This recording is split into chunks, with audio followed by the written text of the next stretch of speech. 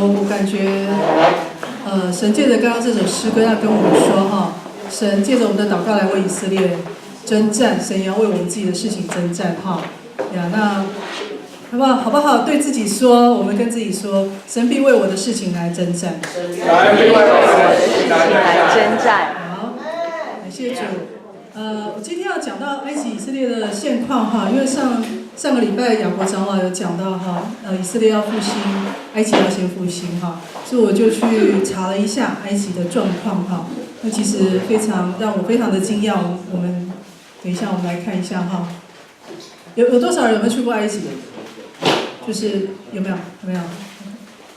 有知道埃及基督徒状况的举手一下。好，有一些是说kind of。好，我们来看一下它的人口约8400万哈，大概是台湾的3.5倍哈。然后宗教90%是伊斯兰教，10%是基督教。其实它基督教人口蛮多的。好，那其实这是对我觉得非常的惊讶，我会觉得印象里面埃及是一个对，就是伊斯兰教国家。然后基督徒在那里是2等公民。好，那其实埃及的教会规模非常的庞大，历史也非常的悠久哈。它是我不晓得等一下有没有先，我们先看一下。所以它是拥有中东地区最大的福音派教会哈。那它一个教会差不多都有几千人，最多到1万多哈。那因为地理的关系，他们有很多的这个山洞，所以所以他们就有好几个叫做 cave church， 也因为有山洞的关系，所以他们就在里面盖教会，他们就是不用再盖 building， 上面就是说省了很多这种盖 building 的钱，他们就盖一支。等一下我给你们看到是非常非常的大这样子啊，叫 cave church。好，那它其实埃及这个国家受西方文化的影响很大，妇女蒙头的比例很少。等一下主要给大家看影片哈，影片底下有英文的这个 caption， 你可以pay attention to 这些人哈，我们等一下为他们祷告。那你也看到就是其实埃及的教会在多年前有极大的复兴哈。那在埃及以前，在2011年以前是以色列的盟友，在之后会有改变。我不知道你们记不记得2011年发生了什么事？在那边对，阿拉伯之春，对呀。所以在那个之后，其实阿拉伯之春其实对他们当地的基督徒来讲，这整个中东也是，其实是一个进入冬天，不是进入春天啊。好，我们再来看往下。那我们想一想埃及圣经这是写错了哈。圣经什么时候提到埃及？出埃及记。那是最早吗？好棒哦！出埃及记是不是最早？创世纪就提到谁？里面有谁？圣经中的埃及人。法老、摩西、夏甲，对。好厉害呀！还有呢，夏甲生了谁？以斯玛利是半个埃及人，对不对？因为他妈妈是埃及人哈。然后整个出埃及记都在讲埃及，之后很多。好，圣经中有谁去过埃及并住在埃及？约瑟，刚刚还有谁？后面讲说谁？新约里面。亚伯拉罕也有。对，还有呢，新约。耶稣有没有去过？有。逃难到那边哈，所以埃及对于以色列是非常重要的，很多的，就是很多的事情发生在那里。好。OK， 那埃及的教会呢，一般他们叫做 Coptic Church， 科普特教会，因为 Coptic in general 讲呢，就是埃及人的意思，所以其实 Coptic Church 就是埃及教会。好，那埃及的教会可以追溯到第1世纪使徒马可在埃及建立教会。好，那其实埃及那个时候是其实福音传到埃及，就是当地埃及人在那个时候在西元600多年，就是阿拉伯人征服埃及之前，其实在那里是很多信耶稣的，好，很多信耶稣的。那是因为在就是差不多600多年的时候，埃及人征服埃及，伊斯兰教进去了，所以从那个时候开始到现在，信伊斯兰教的人是占多数。好，那1981年穆巴拉克总统在执政那个时候，他开始执政的时候，其实他对教会蛮好，对基督徒还不错，所以所有的事情改变是在于2011年的阿拉伯之春他们在埃及叫做埃及革命 （Revolution） 那之后呢，在那个阿拉伯之春之后，穆斯林兄弟会因为他们开放选举民主for some reason 就是在中东地区，如果开放选举之后这个是 Michael 跟我讲的。如果你开放选举，就是让大家民主的选举，都会选出一些像穆斯林兄弟会的人当总统。那穆斯林兄弟会是对基督徒非常的逼迫，被逼迫的非常的厉害，在阿拉伯之春之后，那一直到2014年这个塞西总统LCC 上任了之后，基督徒开始就是说这个总统比较好一点，对基督徒比较好。但是就是我们这几年来所可以听到，所以看到有关于埃及教会的故事，都是他被bomb，对不对？他被破坏，多少基督徒被杀害。那差不多几年前，3年前吧，记不记得这个 ISIS 的现在的 target 是在 Coptic Church 的基督徒他觉得他们是叛徒，所以在几年前记不记得大家对于电视新闻上有非常这个记得的一幕，就是有15个穿橘色球衣的埃及基督徒，那些就是 Coptic Church 那 ISIS 就是把他们斩头嘛，在海边，对不对？在利比亚的海边，所以这些全部都是 Coptic Church 的这些好，大概是这样子。我们接下来看影片，我们先看逼迫的部分，然后再来看这个 revival 的部分。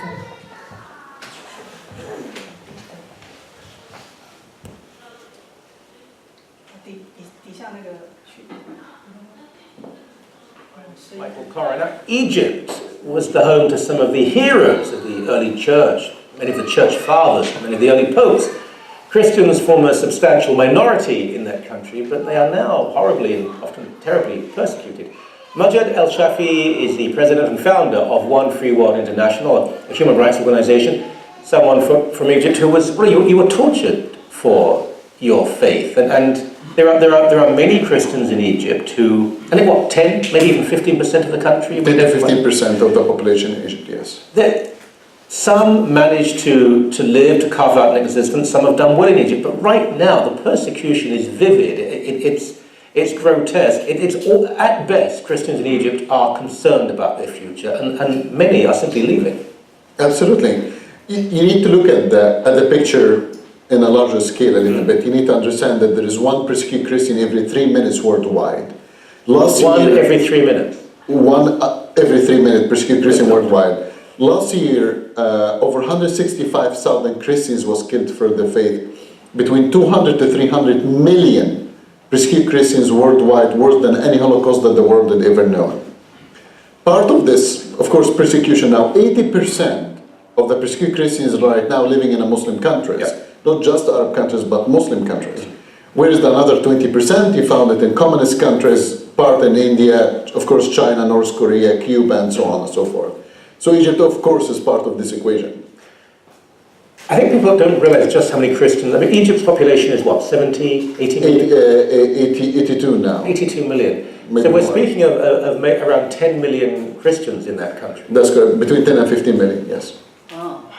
The diaspora, those people who've left, Christians who've left Egypt, is also vast. It's a very large number of people. The daily existence, there must be Christian centres in the country that are safer than the other parts of Egypt. But in general, what is the daily existence? Is it social discrimination? Is it the state? Is it the army? Is it the police? How do people live? It's all the above. You see, the persecution in Egypt is levels. So you have between putting you in prison, torturing you, killing you if you're activists and you're trying to change the position and facing the government head on, all the way to persecution to you cannot get the same equal job like the Muslim, or you cannot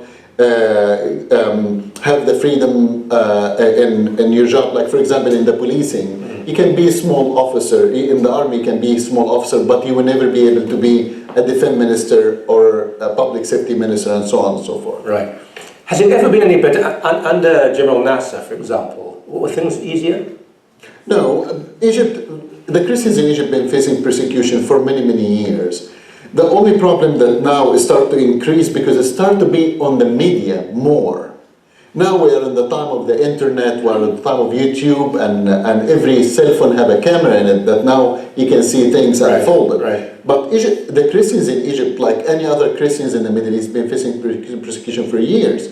The problem that happened that increased this persecution was the rising of the Muslim Brotherhood during the Arab Spring. Of course, the Arab Spring turned to be a cold, deadly winter on the minority.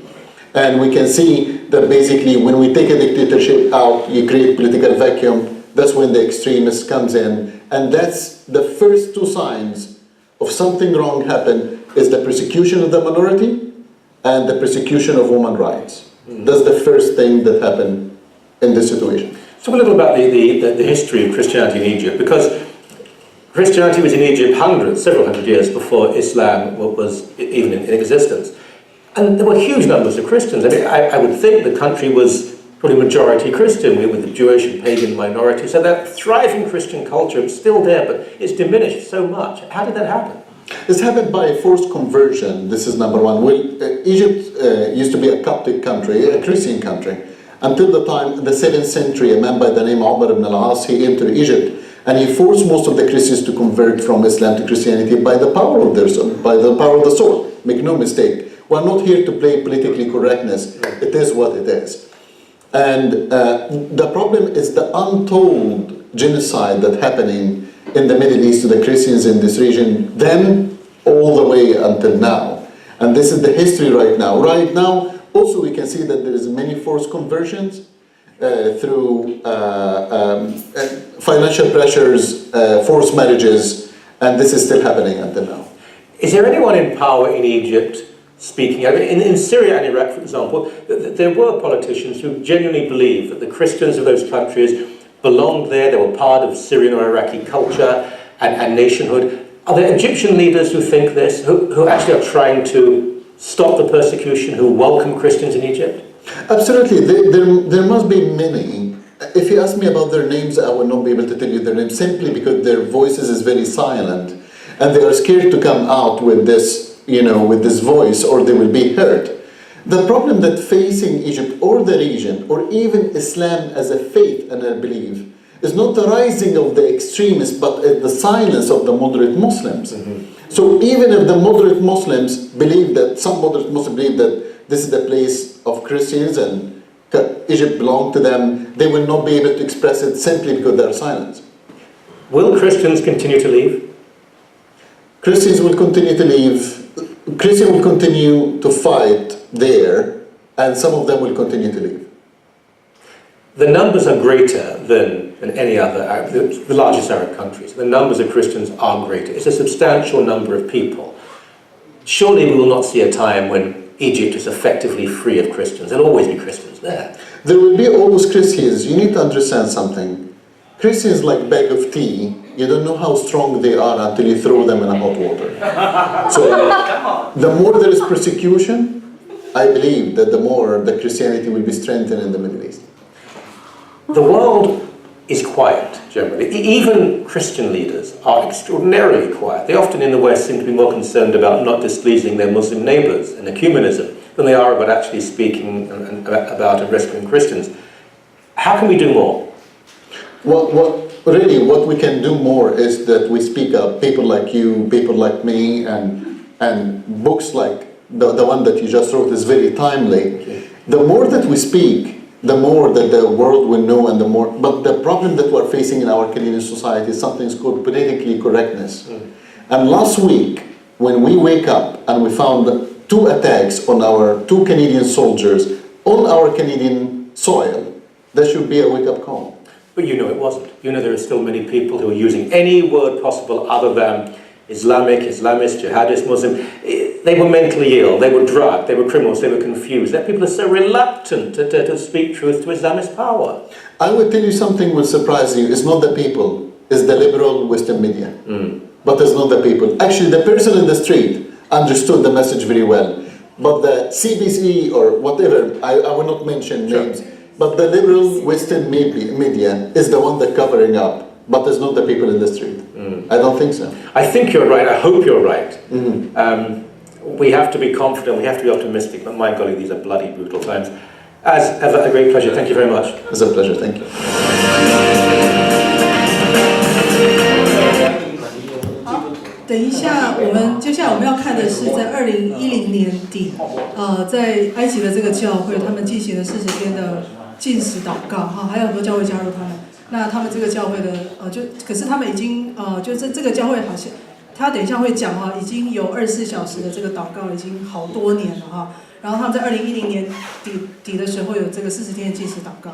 那结果他们祷告完之后，这个 revolution 就是阿拉伯之春就发生。好，你们等一下看一下。好，下一个。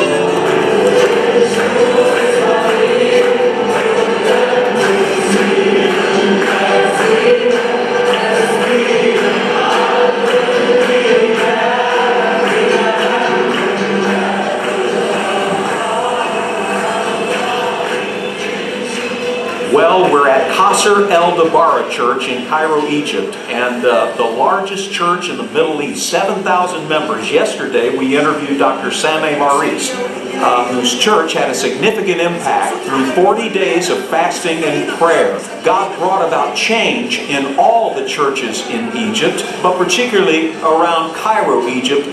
Incredible things took place at the end of 2010, and we want to share with you the power behind why those things happened was through prayer and fasting. Tonight is Monday night, a prayer meeting that they have each Monday night. Not to mention they have 24 hours of prayer going on all the time. That's where the power is.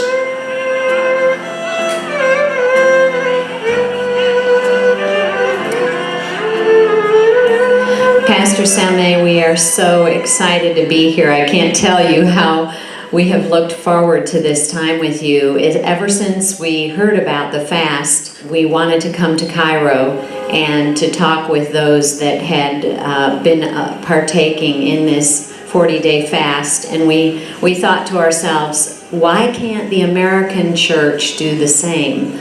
We need revival in America. So we're just grateful to be here today in Cairo at the Qasr El Dobara. And we just have a few questions for you to inspire people back in America, because you've already been an inspiration to us. Thank you for coming, and it's a great honor and privilege to be tuned together, the church in the West and the East.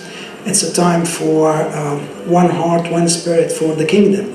So it's a great honor for me to be with you today. Well, thank you. We just want to know, first of all, can you share with us the foundation of how this 40-day fast came to be? What was the inspiration and the purpose of the fast?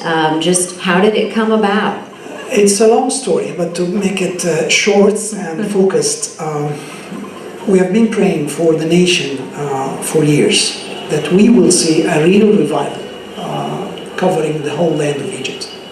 And during the last few months of the previous year, the last year, 2010, we felt deep in our heart that we will see changes.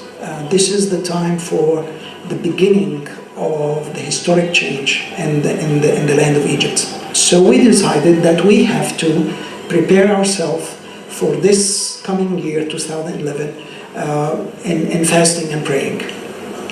So we decided to call for 40 days fasting and praying for the land of Egypt. And we had in our heart a theme from Exodus, what God said to Moses, that what I'm going to do with you is awesome. And we wrote it in a big banner. And in the festival of the New Year, this was the theme, that we expect, we declare, we believe that 2011 is a special year. Many churches joined us. We announced that through our pulpit, through the network that we have in the land of Egypt, through the website that we have. We have a big website. Millions visit the website every month.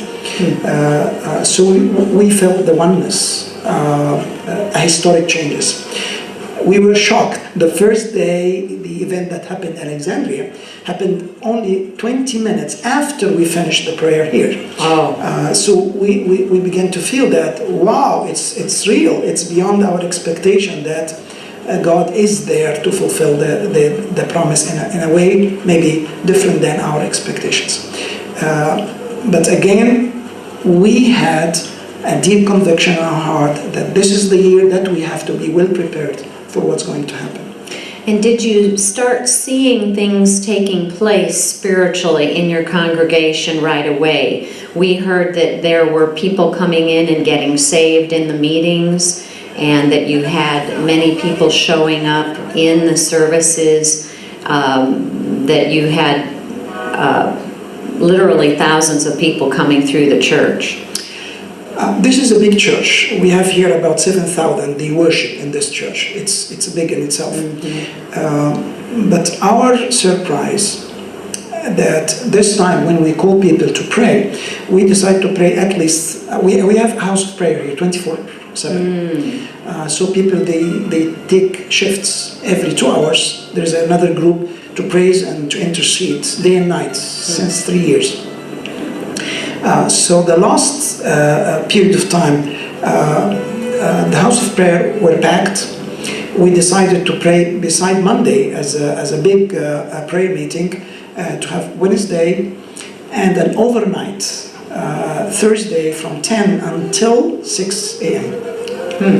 We were surprised that during these 40 days, the people started to come in hundreds and then in thousands to pray. This is unexpected. Usually people, they come to hear the gospel or to worship, but not to fast and pray for a whole night.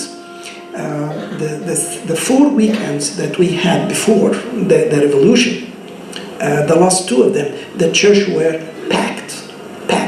Wow. 1,200, maybe 1,300 people packed from 10 or from 12 to 6 a.m. Praying, shouting, singing, crying. For me, it never happened before. In all my history, I've been here in this church since '74. Wow. So to me, it was a confirmation. This is a call from God.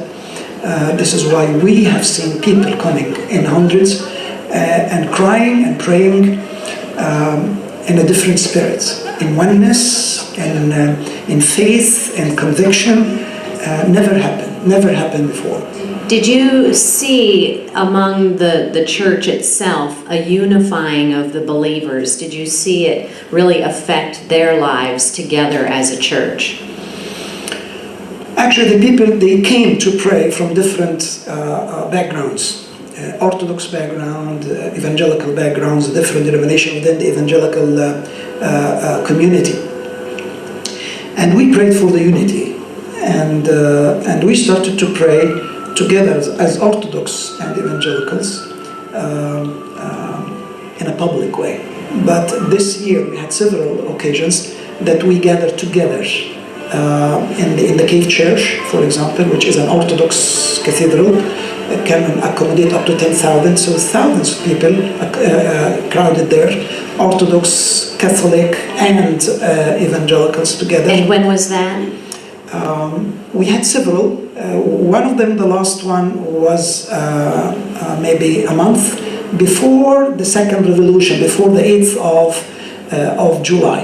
Okay. And we felt every time we come together to pray, something good happened as an answer of the prayer, as if we write the history. When we come together to pray, we are writing the history of this nation. We have seen miraculous answers from heaven for our prayers. So for the first time after the revolution, we are seeing a new level of unity among the evangelicals and among the Orthodox and the evangelicals and the Catholic together. And we hope this would be a miracle to be demonstrated for the whole body of Christ worldwide. We prayed for that for years and years, and we thought that it is impossible. Now we are seeing this possible. It's one of the miracles that we are seeing now with our eyes. We are watching and witnessing the hand of God in bringing the body of Christ together to pray for the nation. And every time we come together and pray, we feel the advancements of the kingdom and the truth. When we relax and we feel it's okay now, we feel that we are retrieving exactly what Moses did on the mountain, that he raised his hand, Joshua was winning. When he was tired, Joshua was defeated. And we see that with our own eyes right now. When we are there on the mountain praying, we see the kingdom. We see more gates, more light, more freedom, more people come to Christ, which is a phenomenon that during this time a lot of harvest is happening from a Christian background and from a Muslim background. Wow. Tell me about that. Tell me how you have seen the Muslims coming to Christ, because I've heard this is amazing. For years, we have seen many of them came because of visions and dreams. The thing that we were on a regular basis asked from the Lord to visit them in visions and dreams, and we have seen many of them visited by Christ in visions and dreams. And because of that, they came to ask for the truth in the Bible and seeking the salvation. And the media played a major role because of the satellite channels that anybody can have an access to hear the gospel and to ask questions and to be answered through the internet. And the number of hits and number of people they watch and they see and they download unbelievable from everywhere in the world. We are seeing more people coming to seek the truth and to accept Christ and to be baptized, even during the time of the fanatism and the Salafi people and the fundamentalists are loud in their voices and trying to attack the churches and terrify the Christians. But some of their daughters and sons, they came to Christ these days, to our surprise. We don't understand. We are praying that in America, we will look at what is happening here among really the whole church of Egypt, and that we will say, we want that for America. I think in difficulty, in storms, this is the right time to be forced to come together on our knees. So God is using the situation and the storm that's happening here to bring the Christians together. I hope that without having such a storm in your nation to come together, otherwise you will be forced. God is interested to bring the church as one bride, as one body, as one vine. And I believe no revival can happen without that. This is why we prayed for that, because we believe that the revival based on unity and humility and intercession. And nothing can happen by itself. With humility, you will intercede. With humility, you will be united. With unity, you will be humbled. It's one thing to come together. So we have been forced to do so. We felt that it is to be or not to be. It's to be or not to be. So we have to overcome the doctrinal differences and the worship style differences. If you were to say anything to America and to the Church of America, what would you want them to hear you say about the doing a 40-day fast at the end of 2011? I visit the States regularly. We have good sister churches in the States.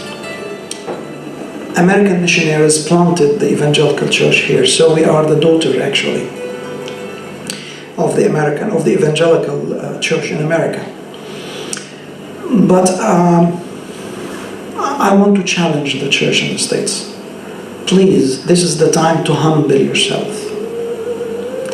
To humble yourself.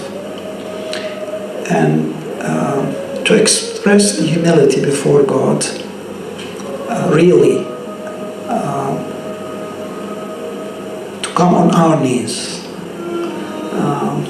and cry out, Lord, Lord, come back. You had many revivals in the States in centuries, and the land covered by the knowledge of God, and many came to Christ, and it was a Christian nation at certain time. It's not the case now at all. And still, you have a great influence. And still. And you are about to lose the influence. Yeah. And you started as a nation to have a bad influence, not a good influence. So please, I urge the church and the state, please humble yourself before the Lord. You will see a revival. You are very close every time you prayed and you cried for a revival. It happened every time in your history, in your short history. You have a number of revivals than in many other nations, in spite of having a short history. In Egypt, we have thousands of years. You have hundreds of years, but in these hundreds of years, you experienced many revivals. Happened in a part or all over the country. And you have thousands of churches. You have millions of believers. You have the capacity. You have the finance. But don't depend on your finance. Don't depend on your capacity as a church. It's a time to humble yourself and to depend 100% on God Himself. And in fasting and in praying, we express the humility. We express that we 我们必须要卡掉哈。我们看下一个。那他刚刚特别讲说，他们能够有这样的 revival， 是因为他们被 force， 他们情况实在是太苦了哈。那你可以放一下，开始放。这个只是让你看一下，声音很小。这是 Church， 就是山洞里面的教会，可以容纳几万人，1万人这样。那在这个其中一个山洞的教会，我看到哈，他在介绍这个 Church 外面其实是垃圾市，就是它整个它的邻居是。整个城市是用垃圾堆积起来，它是盖在垃圾上面哈，所以是整个环境是很苦的。那他刚刚特别讲说，希望美国教会，我们不需要在一个 storm 里面，在一个很苦，来到一个很苦的环境，我们再来回转，再来在神面前好。那因为今天时间的关系，我们就谈到这里。那接下来进入祷告。那这个复兴的教会是在2011年发生的哈，我不知道它现在是怎么样，我找不到最近几年的任何的影片。好，那所以我们还是继续为他们祷告。我们一起来念这个以赛亚书，谢谢。耶和华必被埃及人所认识，在那日，埃及人必认识耶和华，也要献祭物和供物敬拜他，并向耶和华许愿还愿。耶和华必击打埃及，又击打又医治，埃及人就归向耶和华。他必应允他们的祷告，医治他们。当那日，必有从埃及和数据的人赶到，亚述人要进入埃及，埃及人也要进入亚述。埃及人要与亚述人一同敬拜耶和华。当那日，以色列必与埃及、亚述3国一律，使地上的人得福。因为万军之耶和华赐福给他们，说：埃及我的百姓，亚述我手中的握，以色列我的产业都有福了。下，Amen。好，我们继续来祝福埃及的教会，因为我们现在所看到在 media 上所看到，就是每一次有关于埃及教会的新闻，就是他们被教会被炸了多少人，10几、20人、30人死掉。好，那 ISIS 继续把他们称为是他们是叛徒，他们是 target， 所以继续为他们祷告，让我们一起来念这个。祝福埃及的教会弟兄姐妹，一切不可能要成为可能。奉耶稣的名宣告，埃及有超自然的事要发生，他们要寻求你，仰望你。神的光和荣耀要进入埃及教会，埃及的7个山头要打开新的门。你所说的大道要在埃及建成，埃及、叙利亚、以色列3国一律的大道。现在就要建成。好，往下，祝福埃及政府塞西的眼目要回转归向你，求神赐他治理的智慧，帮助他知道如何治理埃及。好，那我们现在就站起来，我们一起2、3个人一起，我们来为埃及祝福哈。